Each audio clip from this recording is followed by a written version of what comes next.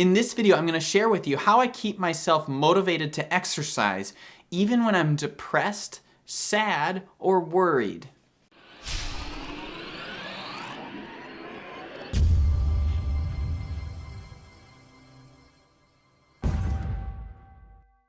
How's it going, guys? Dr. Chris Sovey back with another episode of Mental Health Mondays.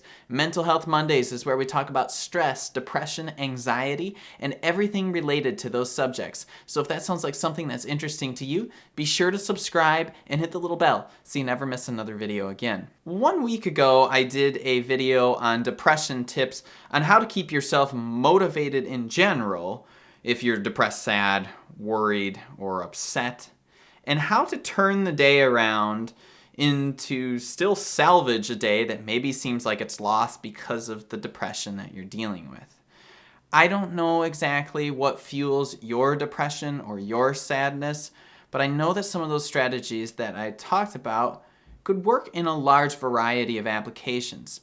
Now in this video, I'm going to focus more specifically on exercise and how to keep yourself motivated, because I don't think that there is one thing that has helped me more with my depression than to keep myself moving. And as I've always said in my other videos, it's critical that you get up, get out, and get moving. And if you do those things, it's going to help your mental health on multiple capacities on top of your physical health.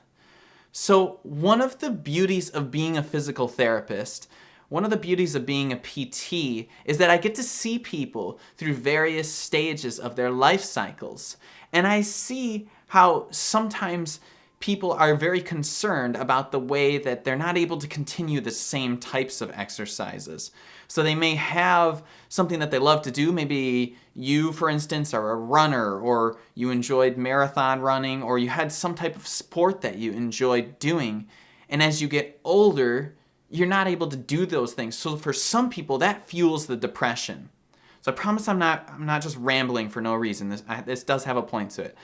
So when you have these things and we have this inner tension of the different types of things that we enjoy doing, and then we're no longer able to do those, sometimes that creates depression inside. So in order to keep ourselves motivated, as a PT, what I do is I help people find different ways that they can still find enjoyment out of movement. And I think that's critical, that we learn how to continue to move no matter what, whether there's a mental health dysfunction or there's a physical health dysfunction or other factors as well, maybe in your personal life. So in order to do that, that's the tricky part, right? Everybody knows that they need exercise, but how do you do it?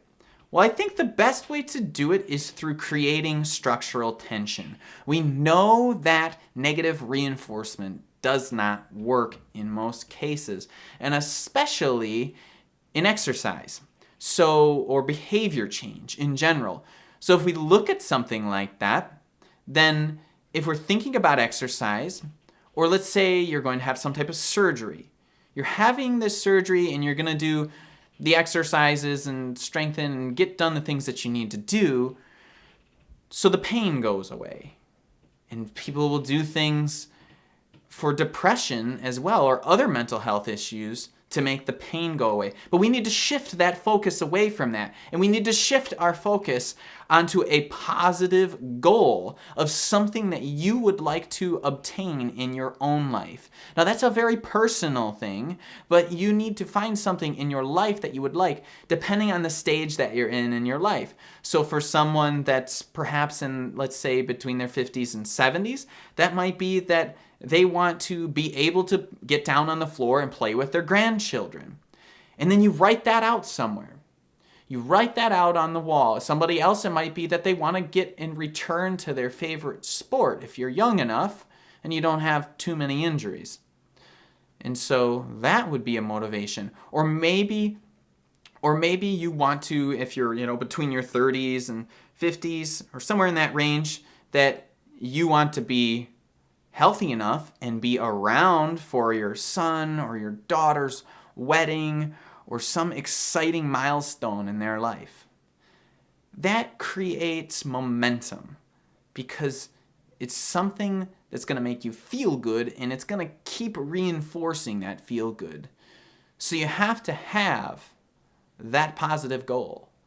And for me, what it is that I have some pretty large goals in trying to change the world in the mental health realm because of my own depression, what I've dealt with, what I'd like to share, and how I'd like to get it out there. I don't have it all figured out. I don't know completely. I don't believe, as I've said in some of my other videos, that there's a cure for depression or generalized anxiety disorder. Once you have a chronic condition, it becomes more in the realm of management. That doesn't mean that you have to experience symptoms very often. We probably will have those things. So once you've set that structural tension in your life and you've found this positive goal, then you break it down into steps. And you start to keep a written log. Because if you keep a written log, you keep yourself accountable. And if you keep yourself accountable, then you can build momentum and it has a snowball effect. And that's critical because you need that momentum to move forward. I think it's also helpful, and I found in my case, to have an accountability partner. So whether that's your boyfriend, girlfriend, husband, wife, son, daughter, whatever, good best friend, somebody that will either go with you to exercise, or they would at least check in with you, or you will check in with them, I would say is a better way to do that. Maybe it's a back and forth kind of thing. Because then there's more of an accountability on your end to do these things. Instead of just like, I kind of want to lose 20 pounds, but I don't really know if I'm going to do it. And in regards to writing things down, have something that you measure. For me, I've tracked things like my heart rate variability, which I've talked about in some of my other videos, which is an excellent and cheap measurable way to determine the overall health of your autonomic nervous system, which dominates that fight or flight response. The running away from the tiger, you feel like that all the time, then the exercise and the mental health things that you might do, like meditation, it will give you a better idea of whether or not those things are working. I've talked about that in some of my other videos. I'll be sure to put that up on the screen there. And I do think, guys, it's incredibly critical to find something that you enjoy doing. Do not just do something because a protocol or a set of parameters says you have to get so many minutes in every day. Every little bit helps. If you have depression, anxiety, or another mental health struggle, every little bit is going to help you, even if you only get out and walk to the end of the driveway and back. Then maybe the next day you do 2 lengths of the driveway and back. And then eventually you're up to a block and so on and so forth. And then maybe a month from then, you are starting a light jog, something like that, where you're out in nature, something you enjoy. You don't have to be a gym rat if that's not your thing. If you enjoy going to the gym, great.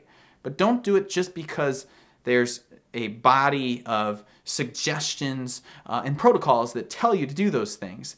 While there are some guidelines on cardiovascular exercise, if you're only thinking about those exclusively, then you might follow them for a little bit, but then you'll likely fall off the bandwagon.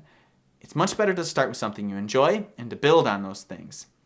So I want to say also, when we were talking about earlier, about as you go through your life and things are changing, you're going to adapt. You're going to have different things that you may be able to do at different points in your life. But I find as a physical therapist that just about everybody, if not everybody, can find something that they love if they search hard enough. If you have physical limitations, you have some bad joints, a bum knee, something like that, you can find other things, whether it's getting in the water or starting to bike or something else that's maybe not as high impact. You can still get a lot of feel-good type hormones released by getting your heart rate up and getting yourself moving. And exploring some other mind-body techniques as well, like yoga and Tai Chi and Qigong. All those different mind-body techniques are incredibly helpful in mental health, which have a nice circular effect and motivating you to exercise because you're going to feel good when you do them, and then you're going to continue to want to do those things. So if you ever feel like you fall off the bandwagon like I have many times, then go back to that idea of the structural tension and go back to your goal that you set, this positive thing that you want to see in your life. We discuss these things at greater detail in our online courses and the online support group, which is completely anonymous. I will put the details in the description below at healthyconsumer.com. I'll put the exact link down there. So if you're looking for more ideas and you'd like to customize these things to your own life, be sure to check out the website in the description below.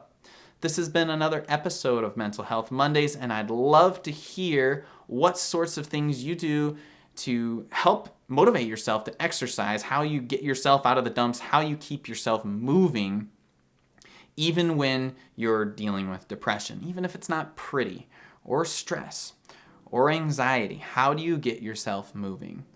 Go ahead and leave a comment in the comment section below. I try to post every Monday at 5 p.m. Eastern Time, so be sure to check back next Monday. I look forward to seeing you guys next Monday.